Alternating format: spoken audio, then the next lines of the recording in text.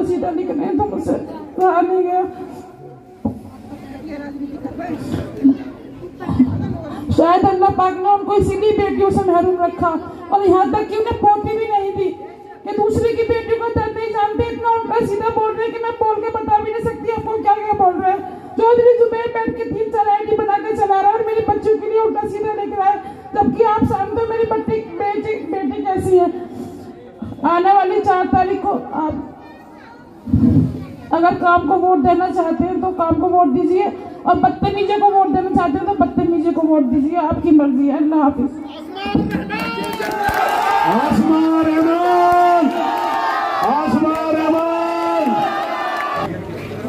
साथियों, सबसे पहले मैं आपसे एक बात कहना चाहूंगी।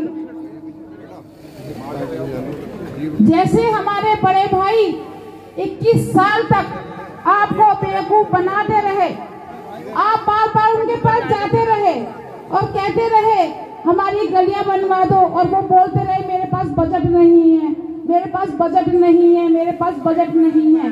यही कहते थे ना वो आपसे, मेरे पास बजट नहीं है। उस टाइम पर आप रजिया सुल्ताना बहन के पास भी जाते थे, उनसे भी कहते थे हमारी गलियां नालियां बनवा दो, वो भी यही कहती थी मेरे पास बजट नहीं है।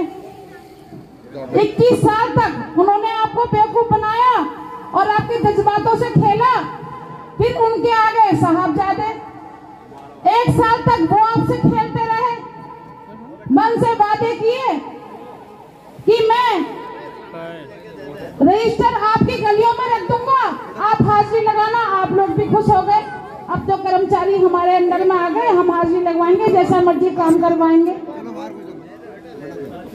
कहते रहे आपके उठने से पहले आपकी गलियां नालियां साफ करवा दूंगा, ये भी जुमला बोला उन्होंने,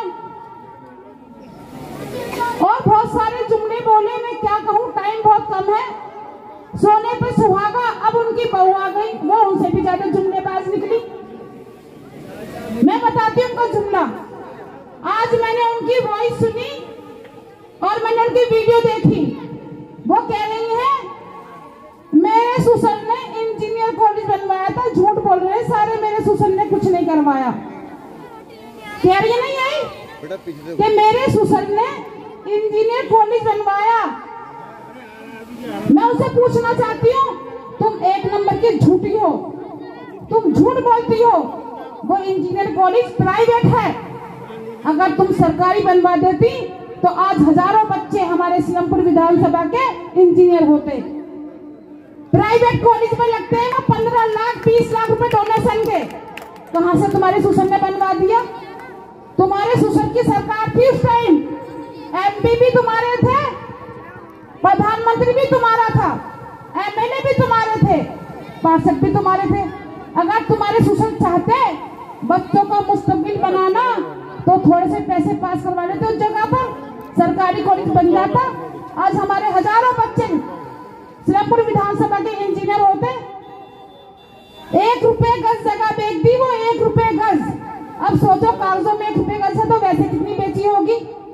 बच्चों का हक खाकर, मासूम बच्चों का हक खाकर बने 10 करोड़ के मालिक। साथियों, जब मेरी बच्ची पढ़ा करती थी जीरत मैल स्कूल में, एक बार मैं भी गई थी उनके पास। मैंने कहा चौधरी साहब बच्चियां पढ़ती हैं, सुबह में टॉयलेट वहां पर है नहीं, टॉयलेट में छेद है, बच्चे देखा करते हैं, बाहर से टॉयलेट बनवा दो। पानी पीने की टंकियां वो गेट पर रखी हुई है, खुली हुई, इसमें छिपकली गिर जाती है। तो मुझसे कहते हैं मैडम छोड़ो, लड़कियों की तो शादी जाती है, 12वीं पूरी कर भी नहीं पाती, वो हमारी मोटर थोड़ी ना है, वो हमारी मोटर थोड़ी ना है, छोड़ो। आप अपनी बच्ची को पढ़ाओ लिखाओ, अच्छे स्कूल में पढ़ाओ, वहां से नाम लिखा कटाकर। साथियों, इतना गंदा इलेक्शन लड़ रहे हैं, इतना गंदा इलेक्शन लड़ रहे हैं, मैं क्या बताऊं, मैं मन से खड़े होकर बता नहीं सकती आपको कैसे। आज वो मेरी बच्चियों के बारे में उल्टा सीधा लिख रहे हैं। इलेक्शन लड़ना है तो तरीके से लड़े। ये कौन सी बात हुई कि मुझे मेरी बच्चियों को नहीं छोड़ रहे? नकली आईडी बनाकर चौधरी जुबैर मेरी बच्चियों को बदनाम कर रहा है। क्या मेरी मेहनत का ये फल है कि मैं आप लोग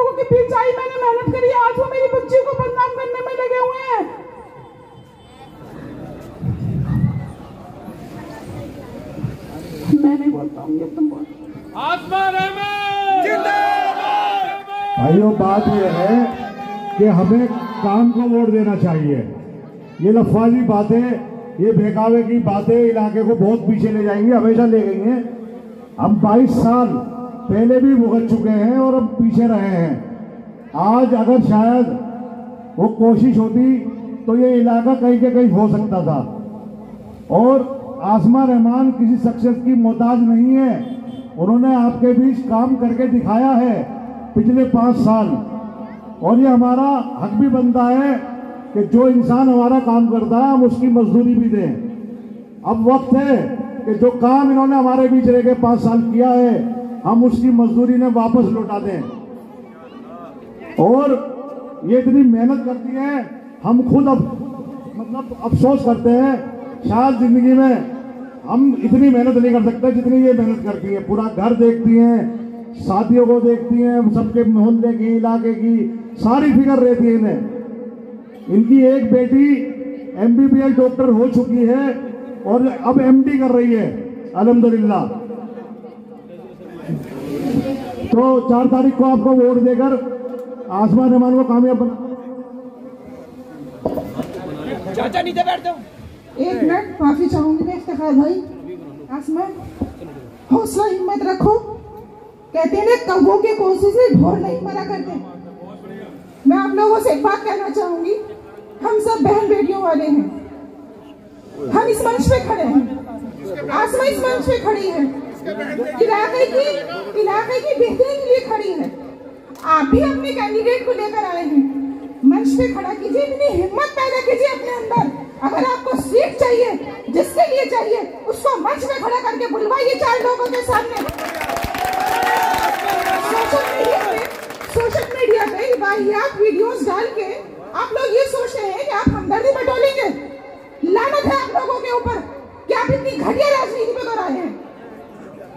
एक माँ ही माँ के दर्द को समझ सकती है। मैं भी माँ हूँ, मेरी भी जवान बच्चे हैं, जवान बेटी है। इस तरह की घटिया हरकतें आपको जेब नहीं देती। पहले आप कर रहे थे मजहब के ऊपर राजनीति, NRC और मरकज को लेकर आप लोग क्या नाम है बकवासबाजी कर रहे थे। अब आप उधर आए हैं इतनी घटिया राजनीति के ऊपर।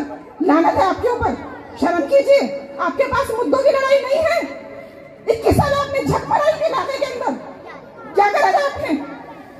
अब आप यहाँ पे खिसिया के इस चौक पे, जिस चौक ने लोगों को उरूज भी दिया, जवाब भी दिया, आप जैसे को उरूज भी दिया था, आप जैसे को जवाब भी दिया। अच्छे धुरंधर आए यहाँ पर, उस धुरंधर को रसिया जैसी डिप्टी मेयर को आसमा रहमान ने धूल चटा दी, और इसी चौक ने आप लोगों ने आपकी ताकत से उसको धूल चटाई, और इंशाल्लाह भी इस इलेक्शन में धूल चटेंगे।